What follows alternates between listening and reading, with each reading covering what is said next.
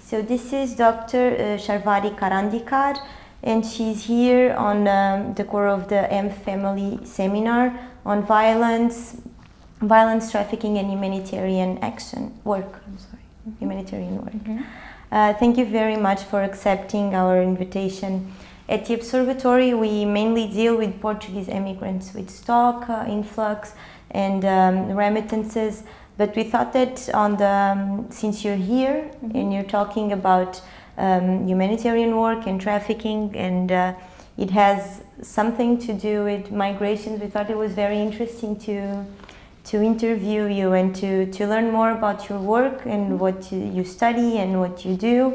And I think that everyone that goes to our website thinks it's very interesting to know something that it's beside the Portuguese immigration. It's not just the numbers. And in 2016, Professor Jacqueline Meschlamaya, she was here, and she also gave us her perspective on trafficked human beings, and she's also a social worker. But you focus more on your areas of expertise are more on sex workers in international context and sex trafficking in an international context also. But first, before we talk about your areas of expertise, I would really like to know that you began your career as a social worker for sex workers and victims of sex trafficking in Mumbai. But what made you choose that path? Okay, thank you very much for having me here. It's a real honor to be here today. So how did I start working with sex workers and victims of sex trafficking in Mumbai?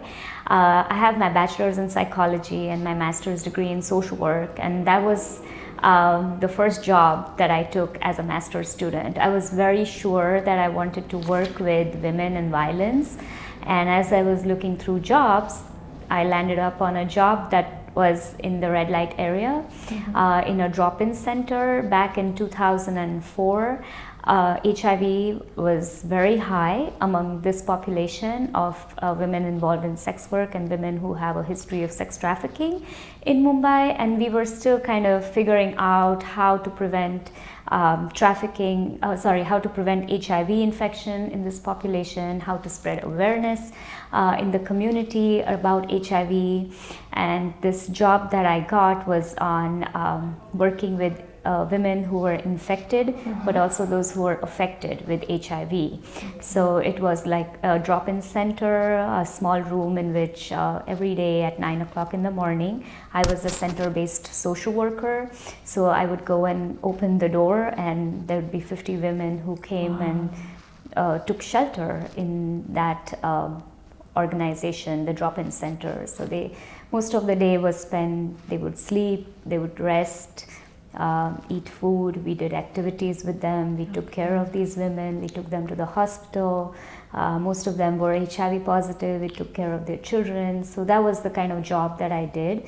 And I think it was a life-changing opportunity. It led to a lot of future work, working with these women, as well as pursuing higher education with the passion of working with women in the red light area. Okay, and you have the difference between sex workers and sex trafficking. When you worked there, did you see that difference, or these areas that you chose to study, you found them there, or you just chose and they were just sex workers because they wanted, or were they trafficked? So the women in the red light area of Mumbai, majority of them are trafficked for sex work. Okay. So they are victims of trafficking and migrants from other states of India, South Indian states mostly, or they are migrants from other countries like Nepal and Bangladesh, who come into Mumbai as victims of trafficking and live their whole lives in that red light area. However, there is also women in that area who are sex workers who continue to live lives there, have children, families, and practice sex work and support their families back home. So then there is both. So the agency that I worked with we worked with just anybody who walked through the door who was in need of care and support. And we had both women who identified themselves as sex workers, women who called themselves as women involved in prostitution, as well as those who referred to themselves as women who were trafficked into sex work and were at some point living as sex workers or survivors and victims of trafficking. So I just like to use the term that the women like to use themselves instead of putting a label on them. Okay. You said that some of those women they came from different areas of India, and some from Nepal and Bangladesh. So there's a connection between migration and sex work and sex trafficking. Absolutely. I think sex trafficking and migration are very highly connected, especially with the women who I work with or do research with in Mumbai. Majority of them, as I said, are migrants, and they're either from other places around Mumbai in southern states of India, or they're from different countries, and mostly they are from Nepal and Bangladesh. So much so that traditionally this particular red light area where I've done most of my work had one whole lane of women who were, they lived in that lane. They were all from Nepal, and one whole lane of women who were living from Bangladesh. Originally from Bangladesh, so they were migrants. What attracts them, I think, are the traffickers to bring these people into this area was also because it's the center of the city of Mumbai, and it's very well connected with a very big railway station. It's very easy to get to. So all the classic signs of how migration happens is very connected with how sex trafficking happens. Okay. So, but who do you think the victims are? And who do you think the predators are? Perpetrators, I'm sorry. In your opinion, is there a specific group of people that may be more susceptible to being trafficked, or anyone can be targeted to those perpetrators or traffickers? Sure, I think anybody is very vulnerable to being trafficked, but women, children are most vulnerable to being trafficked. There is a lot of issues in the rural parts of India that kind of compel people to migrate and to go to bigger cities, and then they get caught in the cycle of trafficking, somehow get in touch with the trafficker gets in touch with them, and that's how human trafficking happens, especially into a city like Mumbai. So there is a lot of vulnerabilities, the lack of education, the lack of opportunities and jobs, as well as a lot of poverty that drives people into moving into Mumbai. And many of these women who I do work with talk about how they were deceived into coming into Mumbai. They were promised that they would get a job or an attractive opportunity, and then ended up as sex workers in the red light area. So that is a very big concern for young children, young girls, but not to say that there are no boys who are trafficked. It's, just anybody who is vulnerable is trafficked. In this red light area of Mumbai, traditionally we used to see a whole lane. It's 13 different lanes, and it's a large red light area. It's a very old neighborhood, almost 200 years old, that started off as a red light area for the British who were ruling India, and then kind of continued. So there was one whole lane that we had transgender sex workers, and then there was, as I said before, a lane with Nepali sex workers, and then Bangladeshi, and then so there was all this different characteristics that this area had for a long time. And could you share some of your experience with the victims that you worked with? Yeah, so most of the victims of trafficking who I worked with had Stories about how they were trafficked and the history of trafficking. We have done research on this topic as well, so who were the traffickers, and many of them talked about how their own family or somebody who's an acquaintance was responsible for trafficking them.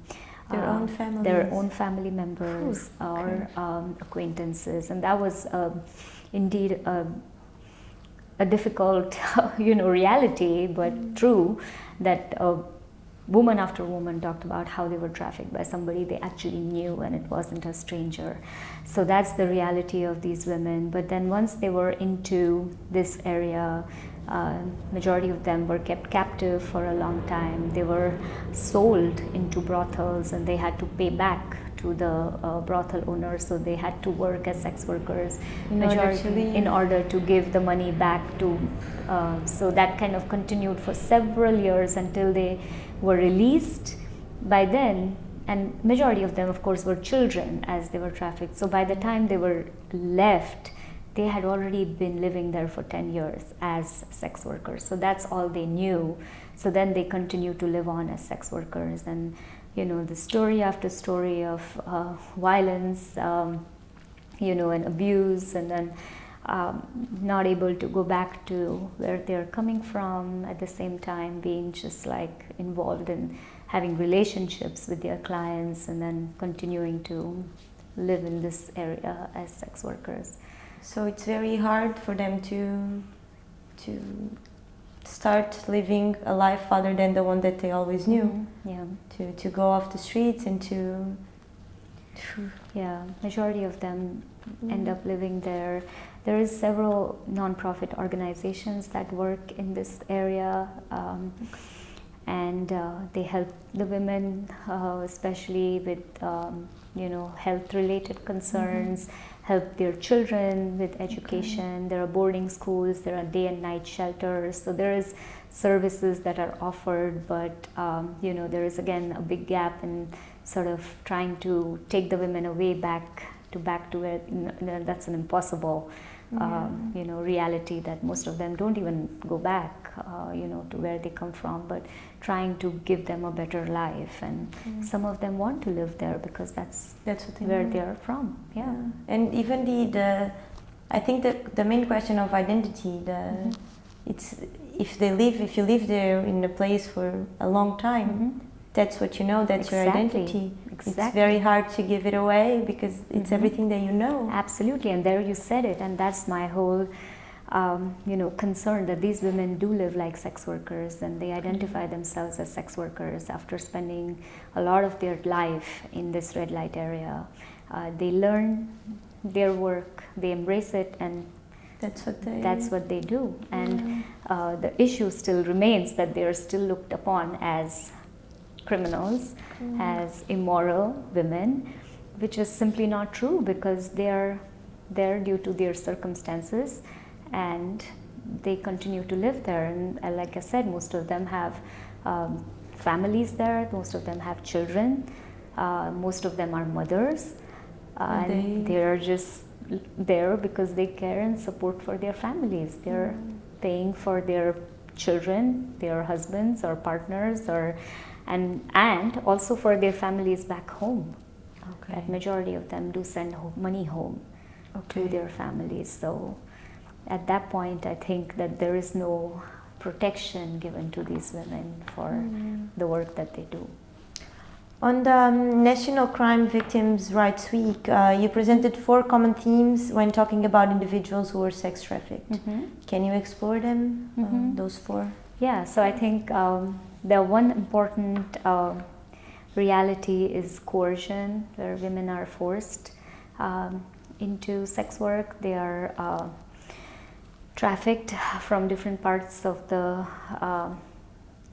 country, or they're trafficked from different countries as migrants and forced into sex work. And that is one reality that I know as part of women who live in Mumbai as sex workers or victims of sex trafficking. The other one was deception, in which they are cheated.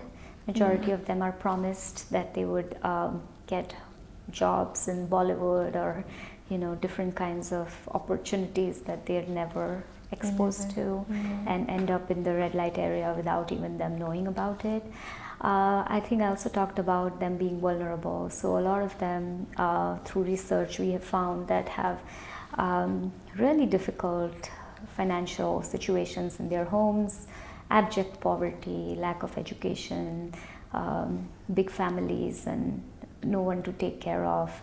Several women also talk about how they had marriages that were broken and they had to get away from horrible situations and ended up coming into Mumbai. So vulnerable conditions, I think, drive people to being trafficked, unfortunately, and forced. And the last thing was, I think, violence, in which I said this is very common that we see in research, is majority of the victims of trafficking, sex trafficking, are also victims of physical, sexual, emotional violence, verbal abuse. This is their day-to-day reality of living as a victim, is also living as a victim of violence. So you talked about coercion, and people end up being trafficked because they're obliged to do it. But in the end, when you interview those people, when you do research with them, do you feel that at some point they lose their own sense of personality and identity, and they start feeling like that's something that they should be doing because they deserve it and because they were coerced to do it for so long? And I think that's connected to all the four themes that you talked about, because most of them they are promised something that they're not fulfilled with, and then they're coerced to do something that they don't want to. And maybe sometimes in extreme points they suffer from violence in order to do what they don't want to do, but that they're coerced to do it. And then they start losing the sense of personality, of identity, of the person that they were before that happened. And then they start feeling like, okay, so I should be doing this because I deserve this, and it's something that it's part of me now. And you said before that some women, when they pay their debt to the brothels, that they continue to live as sex workers.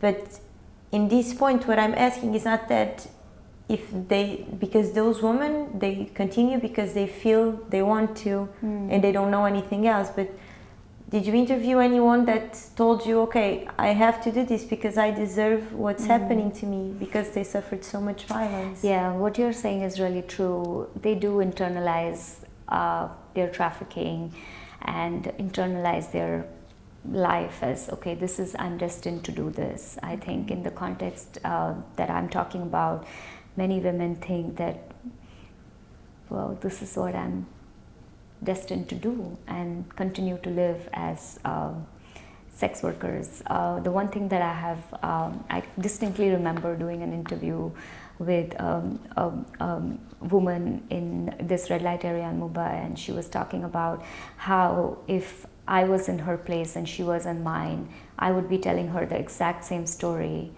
that she told me, that nothing that she did was in her control. Everything that happened to her was just something that happened, and she had no control over her life, and her destiny sort of is to be a sex worker in this red light area. So she had definitely internalized that, unfortunately, seeing no other option to get out of that situation.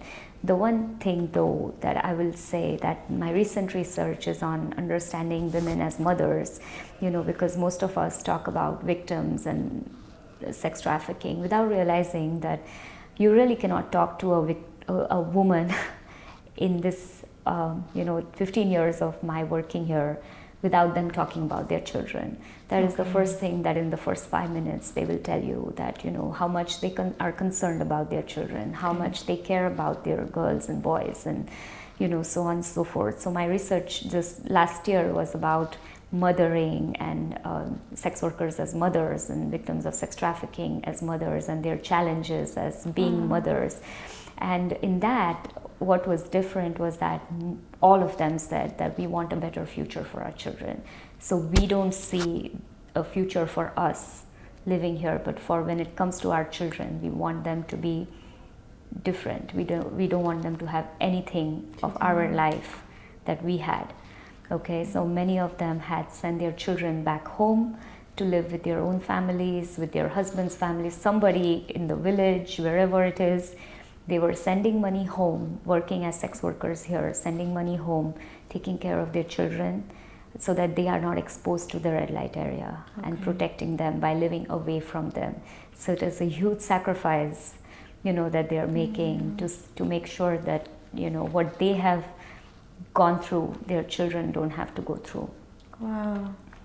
So that was a big difference between the research that you did and the one from the mothers. Yeah. It's very beautiful to see that. It is. I think it is really humanizing to see that, just like everybody else, they are doing everything they can to protect their children. Yeah. Wow. You also said that on the National Crime Victims' Rights Week that many of those women or those people that were trafficked, that they get in trouble with the law, and that, I don't know, that when they get arrested, that they're treated not like victims, and a lot of times they are, but they're treated as people that are doing something wrong. Yes. I think that you really said those words, that's people just doing the bad thing. I think that's what you said. Yes. And my question here is there any way to educate those law forces that they're victims and then they're sex workers, but that maybe went through a past where they were victims, and that they feel that there's nothing else that they can do with their lives, and to tell them and educate people that victims and people should have rights and should not be stepped on because they're doing something that it's not according to what they think that it's right. Right, yeah, absolutely. So I really stand by what I said. Majority of the times the police, whether it is in India or the United States, the way that they identify victims of sex trafficking is when they see them on the street soliciting sex as sex workers and arrest them without knowing that this woman is probably a victim of sex trafficking. Okay, and that is the common way that even in India, sex workers are kind of rounded up, right? Okay. Majority of these women are victims of sex trafficking. So now they are not just vulnerable on the street, they're also in the fear of getting arrested.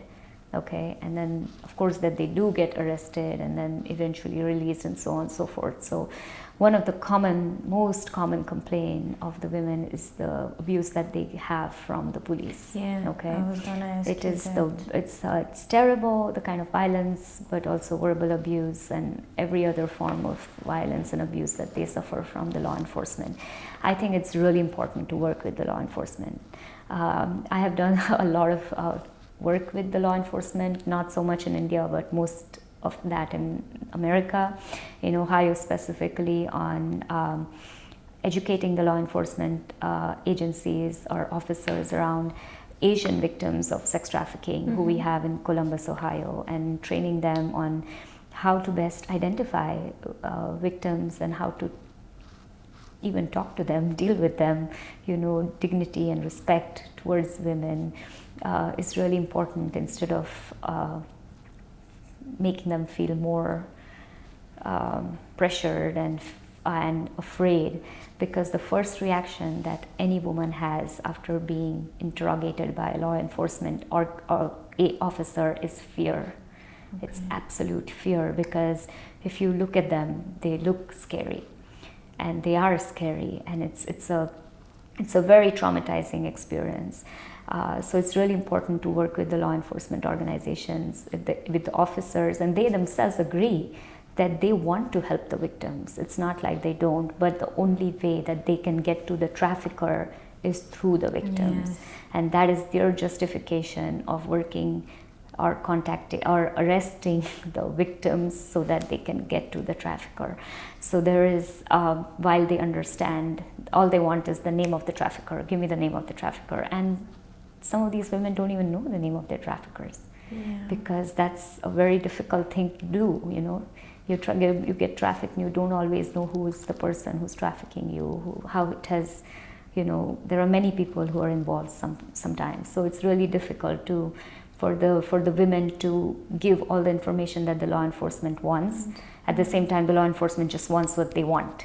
Yeah. So they're both on a very difficult place, and that I think causes a lot of anxiety, fear for law enforcement among the women who are trafficked.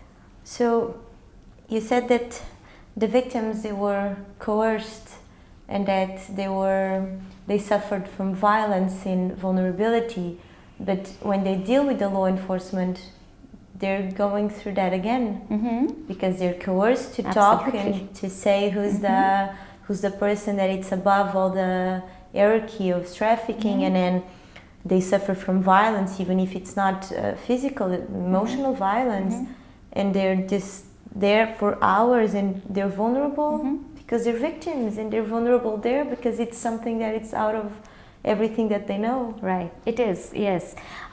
The positive change that is happening is the involvement of nonprofits and the social workers who now go with the law enforcement officers, and we see this more in the United States, where, you know, we do have victim advocates who go along with the law enforcement officers on a raid in a massage parlor and would help sort of intervene in this situation, where, you know, this victim advocate would actually talk with the victim instead of the officer talking. So that makes this situation a little better.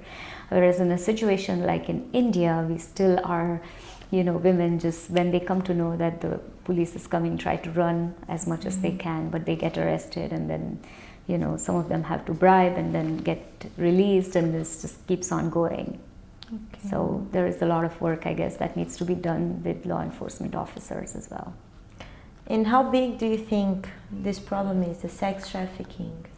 It is a really big problem, and unfortunately it is a problem that keeps on increasing because, unfortunately, again, there is a demand for sex trafficking all over the world, and people are moved and transported and, you know, again, deceived and cheated into this, and it just keeps on increasing. That's the unfortunate reality of our world. And you think that this problem continues exactly because of the high demand that there exists, or there are any other? I think that their high demand is one of the biggest reasons why the sex trafficking exists. I also think that there is always new ways in which people who are traffickers are finding out how to continue this trade. There is a lot of money that is involved in this, obviously. But recently, what I'm focusing on is how technology has been used for trafficking, right? Okay. Earlier, it was not the internet. Now we have the internet that is used for trafficking. Now we have cell phones that are used on a regular basis, and everybody is now trying to figure out how can we deal with this big giant. You know, this is moving really fast. So how can we then use the same technology to prevent trafficking from happening instead of letting it grow? So that is, I think, one of the things that we can look at, because trafficking has also changed a little bit from how it used to look traditionally to how it is looking now. So you conducted a lot of years on research on sex trafficking, and you published numerous papers. And now you're working on sex work and sex trafficking in Asia. Can you tell us a bit more of your work? Yeah, so majority of my work with women involved in sex work and victims of sex trafficking has been in India, in Mumbai. I have done work also in Nepal on women who are trafficked, but also women who practice sex work in Nepal. And the interest was because, like I said, in Mumbai, there is a big population of women who are migrants from Nepal who are trafficked into sex work. So that sort of motivated me to understand what were the driving factors for women to come from Nepal, or not come, but being trafficked from Nepal into India. So that is where we did some research about 2 years back. I'm also conducting some research in the future in Bangladesh and hopefully in Malaysia in the coming years to understand the trafficking patterns from those countries, not just to India, but within the countries itself. So, have you come to any conclusion on the driver factors? I think it is, most of the driving factors are around poverty, lack of opportunities, unemployment. It is, the sex workers in Nepal are very vulnerable to poor health conditions like they are in India as well, but they were well aware of how trafficking happens from Nepal to India. And that was interesting for me as a researcher to learn that they actually knew what happens, you know, so it is not something that no one knows. It's something that people now know that this happens, and yet we fail to do something about it to stop that from happening. Thank you so much. Is there anything else that you would like to talk about? No, I'm just, thank you very much for the opportunity to talk about my research. Thank you. Thank you very much.